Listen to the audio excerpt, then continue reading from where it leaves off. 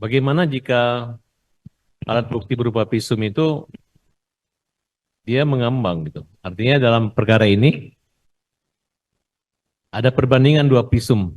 Pertama visum di Rumah Sakit Gunung Jati, yang kedua autopsi di Rumah Sakit Polri, Indramayu. Gitu.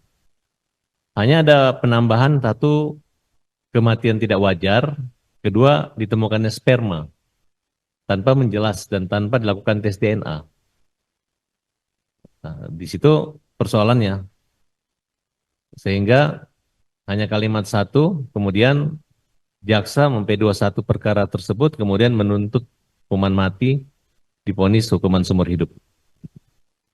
Baik, ahli jelaskan. Tadi ahli sudah sampaikan bahwa kalau terjadi dua alat bukti dengan objek yang sama, sebut saja tadi hasil pemeriksaan yang berbeda, mengalirkan kesimpulan yang berbeda, sementara yang satu mengatakan bahwa itu adalah dengan surat visum et repertum mengatakan sebut saja kasus ini adalah A misalnya begitu. Ternyata visum et repertum dibuat oleh orang lain B.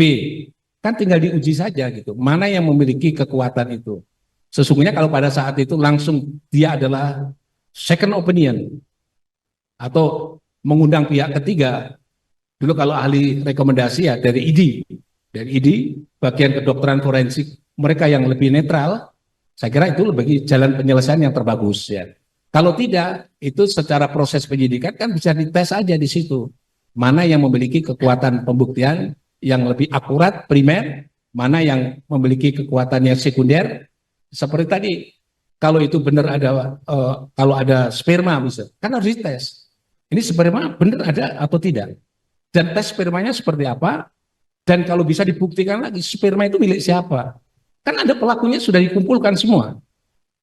Dites, mereka dengan sperma itu milik siapa dan seterusnya. Sehingga menjadi pasti, kalau hanya, oh ada sperma, itu sperma kapan? Hari ini, kemarin, lusa, atau kapan? Tertinggal di tempat itu kapan?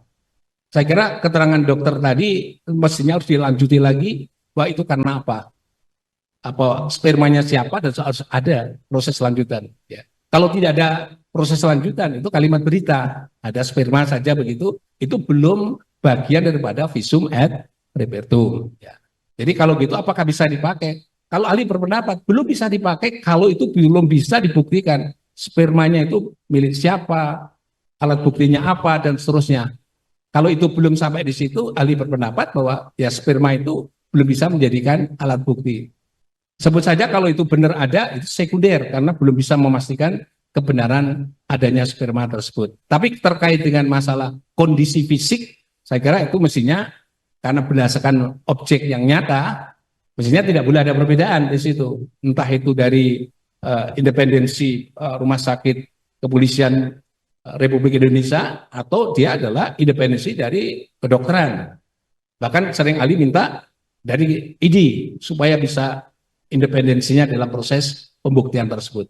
Demikian keterangan ahli. Baik, saudara ahli, untuk bagian ketiga tentang tindak pidana penyertaan dalam pasal 55. Kami minta saudara ahli menjelaskan tentang ketentuan pasal 5. Download Tribun X sekarang. Menghadirkan lokal menjadi Indonesia.